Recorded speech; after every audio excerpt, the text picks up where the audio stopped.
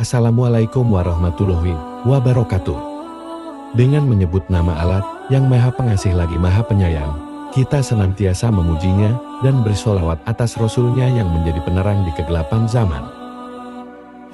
Terima kasih telah berkenan mengklik video saya, dan saya memohon kepada saudara, supaya tidak mengskip videonya, agar saudara tidak gagal paham atas apa yang saya sampaikan. Untuk dapat mengetahui bagaimana cara memilih pemimpin yang baik, penting untuk kita ketahui kisah Sayyidina Abu Bakar As-Siddiq yang menjadi khalifah pertama sepeninggal Rasulullah Shallallahu Alaihi Wasallam. Abu Bakar As-Siddiq merupakan salah satu sahabat Nabi Muhammad yang termasuk ke dalam As-Sabiqunal Awwalun. Nama lengkapnya ialah Abdullah bin Utsman bin Amir bin Ka'ab bin Sa'ad bin Taib bin Murrah bin Ka'ab bin Lo'eh bin Ghalib Al-Qurashi At-Taimi. Menukil dari tarikh Khulafa tulisan Ibrahim Al-Quraibi, Abu Bakar radhiyallahu anhu disebut sebagai orang pertama yang masuk Islam. Diriwayatkan Ibnu Sa'ad dalam At-Tabaqat Al-Kubra dari Asma binti Abu Bakar yang menuturkan, Ayahku masuk Islam sebagai muslim pertama, dan demi Allah, aku tidak mengingat tentang ayahku, kecuali ia telah memeluk agama ini. Sepeninggalan Rasulullah, Abu Bakar ditunjuk sebagai khalifah. Abu Bakar menerima jabatan sebagai khalifah pada saat Islam dalam keadaan krisis dan gawat. Kala itu, muncul berbagai perpecahan, adanya para nabi palsu, serta terjadinya berbagai pemberontakan yang mengancam eksistensi negeri Islam yang masih baru. Pengangkatan Abu Bakar menjadi khalifah berdasarkan keputusan bersama Bait Saqidah Bani Sa'idah. Keputusan terkait pemilihan Abu Bakar radhiyallahu anhu sebagai khalifah setelah Nabi Muhammad Shallallahu Alaihi Wasallam wafat dikarenakan beberapa hal, antara lain sebagai berikut. Yang pertama, dekat dengan Rasulullah baik dari ilmunya maupun persahabatannya. Kedua, sahabat yang sangat dipercaya oleh Rasulullah. Ketiga, dipercaya oleh rakyat, sehingga beliau mendapat gelar As-Siddiq atau orang yang sangat dipercaya. 4. Seseorang yang sangat dermawan. 5. Abu Bakar merupakan sahabat yang diperintah oleh Rasulullah untuk menjadi imam salat jamaah. Dan yang keenam, Abu Bakar ialah seseorang yang pertama memeluk agama Islam. Abu Bakar menjabat sebagai khalifah pada tahun 632 sampai 634 Masehi, usai wafatnya Rasulullah. Pengangkatan Abu Bakar dilakukan dengan persiaran Umar bin Khattab radhiyallahu anhu dalam sebuah pertemuan di Safiqah melalui musyawarah yang disetujui oleh para tokoh kabilah dan suku lain. Pada saat itu, pemilihan Abu Bakar radhiyallahu anhu sebagai khalifah terkesan mendadak karena kondisi dan situasi cukup genting, bahkan berpotensi menimbulkan perpecahan. Di sela-sela ketegangan itu, kaum Ansor menyarankan harus ada dua kelompok untuk menjadi khalifah. Hal tersebut berarti sama seperti perpecahan kesatuan Islam. Akhirnya, dengan segala risiko, Abu Bakar tampil ke depan dan berkata, "Saya akan menyetujui salah seorang yang kalian pilih di antara kedua orang ini." Suasana di Safiqah masih belum kondusif, kemudian Umar bin Khattab berbicara untuk mendukung Abu Bakar dan mengangkat setia kepadanya. Umar bin Khattab tidak memerlukan waktu yang lama untuk meyakinkan kaum Ansor dan yang lainnya bahwa Abu Bakar adalah orang yang tepat di Madinah untuk menjadi penerus setelah Rasulullah wafat. Lalu, musyawarah secara bulat menentukan bahwa Abu Bakarlah yang akan menjadi khalifah dengan gelar Amirul Mukminin. Pertemuan tersebut merupakan sebuah implementasi dari sebuah politik dengan semangat musyawarah. Selain itu, penting juga untuk kita ketahui bagaimana karakteristik dan jiwa kepemimpinan yang dimiliki oleh pemimpin yang berhasil menaklukkan Konstantinopel, yakni Muhammad Al-Fatih. Sejak kecil, Muhammad Al-Fatih mendapatkan pendidikan yang cukup baik dari orang tuanya. Sang ayah Sultan Murad II sangat memperhatikan pendidikan anaknya agar kelak menjadi seorang pemimpin yang baik dan tangguh. Murad II menunjuk Syekh Ahmad bin Ismail Al-Qurani seorang ulama yang faham sekali dengan Al-Quran. Tak heran sejak kecil, Muhammad Al-Fatih sudah menghafalkan Al-Quran 30 juz, mempelajari hadis-hadis, mempelajari ilmu fikih, matematika, ilmu falak, dan strategi perang. Al-Fatih disiapkan sejak kecil untuk menjadi pemimpin, namun tetap dalam bimbingan para ulama, sehingga pemikirannya tetap berada di jalan yang benar. Dalam masyarakat beradab, kepemimpinan dibangun atas dasar konsensus nilai-nilai kearifan lokal. Jika kultur dan kearifan lokal dikaitkan dengan aktivitas kepemimpinan, maka ia menjadi sebuah entitas yang tidak bisa dipisahkan. Kepemimpinan tidak bisa terlepas dari nilai-nilai budaya dan kehidupan sosial masyarakat yang dianut. Ia tidak bisa dipertentangkan, tetapi ia harus direlasikan atau bahkan diintegrasikan. Salah satu ciri kearifan lokal adalah memiliki tingkat solidaritas yang tinggi atas lingkungannya. Dalam hasanah sosiologi Islam, Ibnu Khaldun dikenal sebagai peletak dasar teori solidaritas masyarakat atau dikenal dengan teori Asbiyah. Teori ini merupakan pengejawantahan dari teori harmonika al-jasad al-wahid dalam ajaran Islam yang menggambarkan kelasiman saling melindungi dan mengembangkan potensi serta saling mengisi dan membantu di antara sesama. Melalui teori harmonika al-jasad al-wahid, dimisalkan kehidupan komunitas muslim itu dengan ka'al-bunyan, yasudu, baduhat badar, bagaikan sebuah bangunan. Yang antara elemen bangunan yang satu dengan yang lainnya, saling memperkuat teori asobiat, solidaritas kelompok, dan konsep ta'awun al-ihsan. Itu didasarkan atas pemikiran ajaran Islam yang di dalamnya terkandung norma akidah dan syariat. Ibnu Taimiyah menyatakan, agama Islam tidak akan bisa tegak dan abadi tanpa ditunjang oleh kekuasaan, dan kekuasaan tidak bisa abadi tanpa ditunjang dengan agama. Dalam Islam istilah kepemimpinan dikenal dengan kata imamah. Sedangkan kata yang terkait dengan kepemimpinan dan berkonotasi pemimpin, dalam Islam ada 8 istilah, yaitu imam dalam surat Al-Baqarah ayat 124, khalifah pada Al-Baqarah ayat 30, Malik surat Al-Fatihah ayat 4, wali pada Al-A'raf ayat 3, amir dan rogin, sultan, rois, dan ulil amri.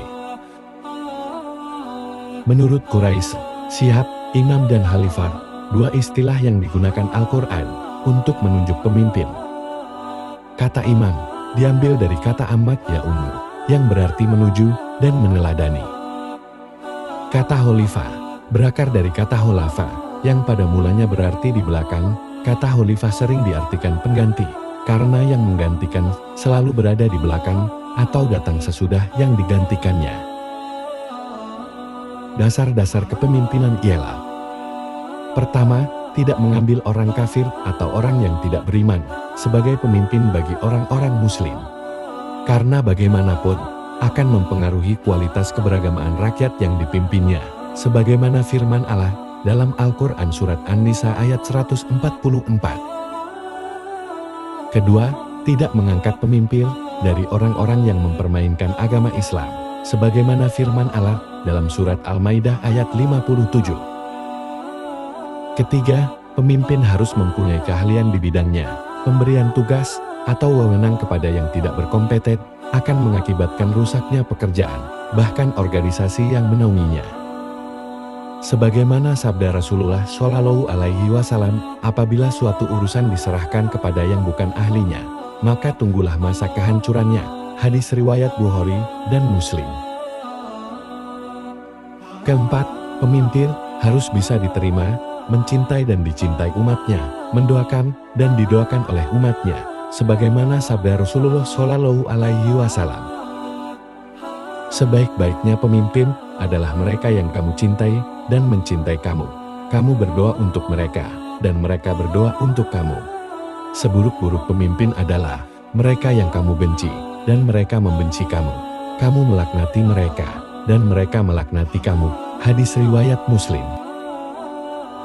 Kelima, pemimpin harus mengutamakan, membela, dan mendahulukan kepentingan umat, menegakkan keadilan, melaksanakan syariat, berjuang menghilangkan segala bentuk kemungkaran, kekufuran, dan fitnah, sebagaimana firman Allah Subhanahu wa Ta'ala dalam Al-Quran, Surat Al-Maidah ayat 8. Keenam, pemimpin harus memiliki bayangan sifat-sifat Allah yang terkumpul dalam Asmaul Husna dan sifat-sifat Rasul-Rasulnya.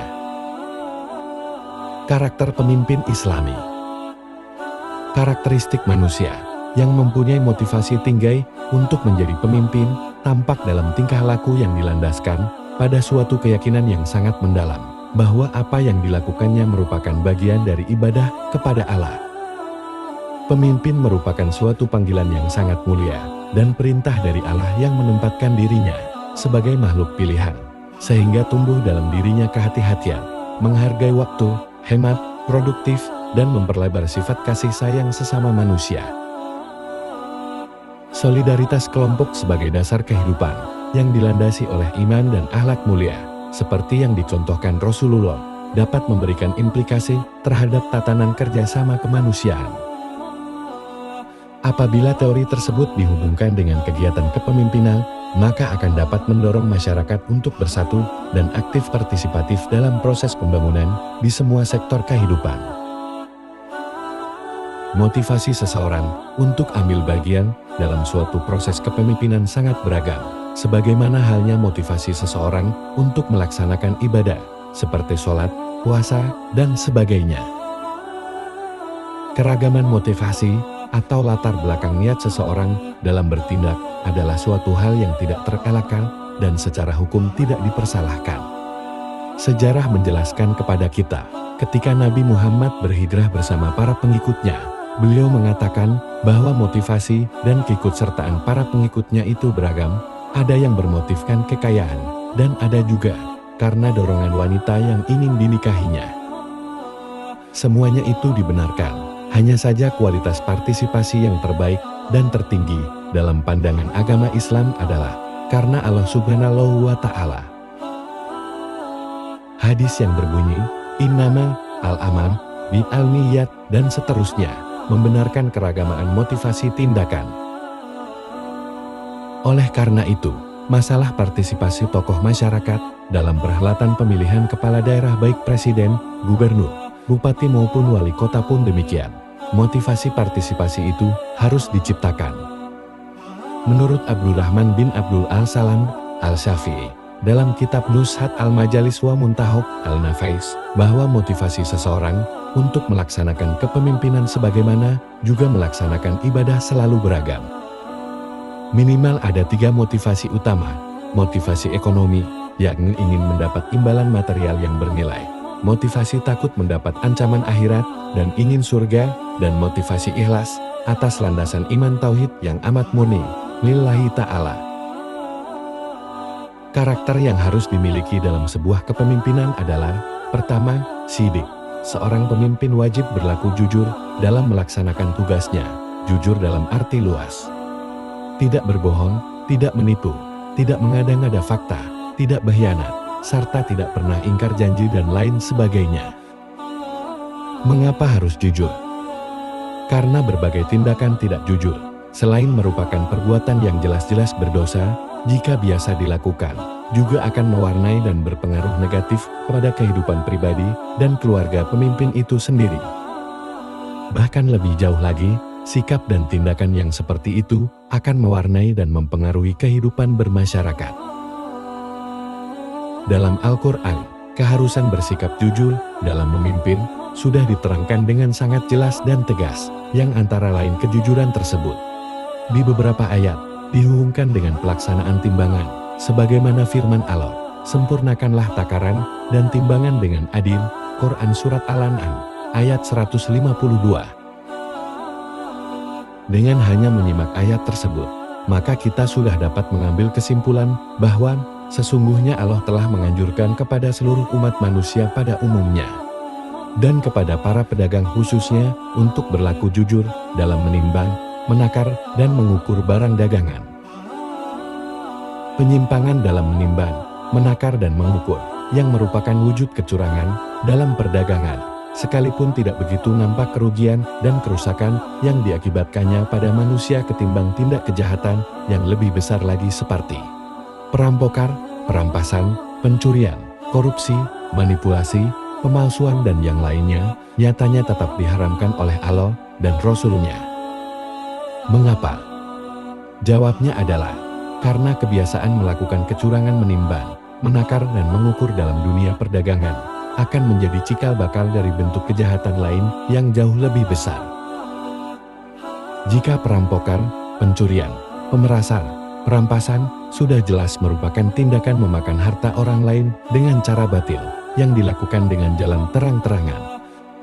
Namun tindak penyimpangan dan atau kecurangan dalam menimbang, menakar dan mengukur barang dagangan merupakan kejahatan yang dilakukan secara sembunyi-sembunyi. Sehingga para pemimpin yang melakukan kecurangan tersebut pada hakikatnya adalah juga pencuri, perampok dan perampas dan atau penjahat. Hanya mereka bersembunyi di balik lambang keadilan yakni timbangan, takaran, dan ukuran yang mereka gunakan dalam perdagangan. Dengan demikian, tidak ada bedanya. Mereka sama-sama penjahat, maka alangkah kejinya tindakan mereka itu. Sehingga wajar jika Allah dan Rasul-Nya mengharamkan perbuatan tersebut, dan wajar pula jika para pelakunya diancam Allah akan menerima azab dan siksa yang pedih di akhirat kelak, sebagaimana firman Allah SWT dalam Al-Quran. Kecelakaan besarlah bagi orang-orang yang curang, yaitu orang-orang yang apabila menerima takaran dari orang lain, mereka minta dipenuhi, dan apabila mereka menakar atau menimbang untuk orang lain, mereka mengurangi. Tidakkah orang-orang ini menyangka bahwa sesungguhnya mereka akan dibangkitkan pada suatu hari yang besar, yaitu hari ketika manusia berdiri menghadap Tuhan semesta alam ini? Quran Surat Al-Mutaffifin ayat 1-6. Selain ancaman azab dan siksa di akhirat kelak, bagi orang-orang yang melakukan berbagai bentuk penyimpangan dan kecurangan dalam menakar, menimbang dan mengukur barang dagangan mereka. Sesungguhnya Al-Quran juga telah menuturkan dengan jelas dan tegas kisah orang-orang Madyan yang terpaksa harus menerima siksa dunia dari Allah, lantaran menolak peringatan dari Nabi mereka Syuaib alaihi salam. Dan kami telah mengutus kepada penduduk Madian saudara mereka Syuaib. Ia berkata, "Hai kaumku, sembahlah Allah. Sekali-kali tidak ada Tuhan bagimu selainnya. Sesungguhnya, telah datang kepadamu bukti yang nyata dari Tuhanmu. Maka sempurnakanlah takaran dan timbangan dan janganlah membuat kerusakan di muka bumi sesudah Tuhan memperbaikinya. Yang demikian itu lebih baik bagimu, jika betul-betul kamu orang-orang yang beriman." Quran Surat Al-A'raf ayat 85.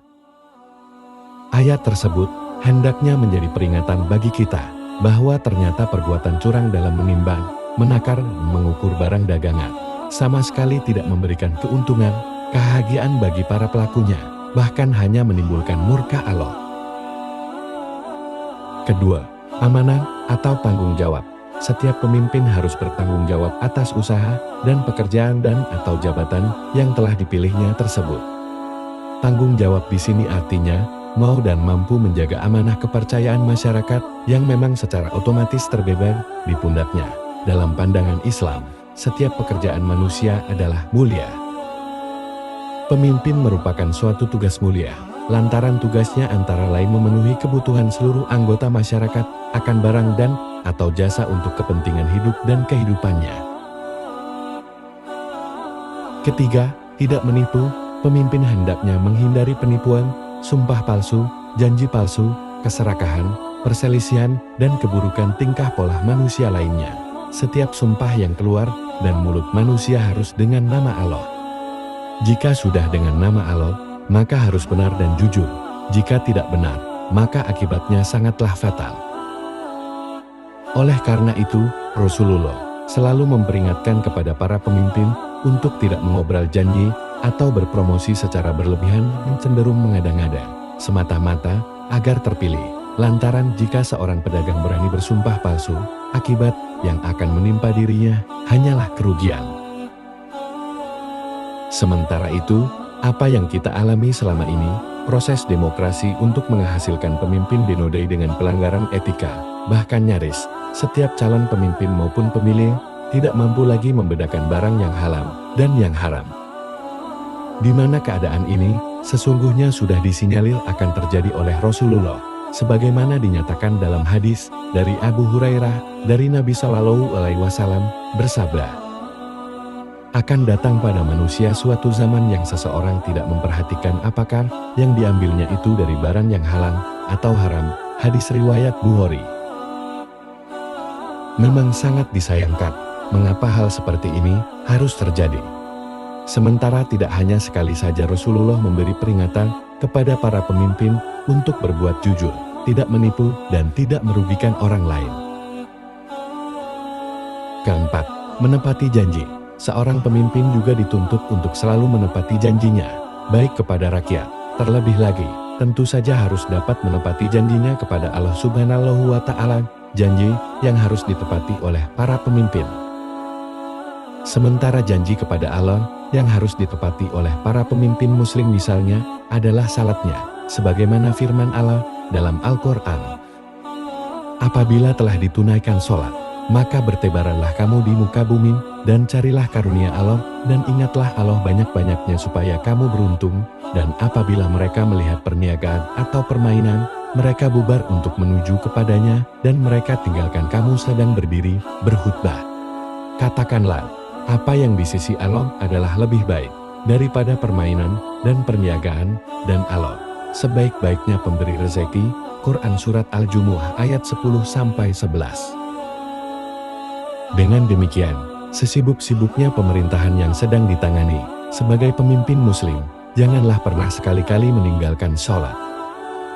Lantaran Allah Subhanahu wa Ta'ala masih memberi kesempatan yang sangat luas kepada kita untuk mencari dan mendapatkan rezeki setelah sholat, yakni yang tercermin melalui perintahnya, bertebaran di muka bumi dengan mengingat Allah banyak-banyak supaya beruntung.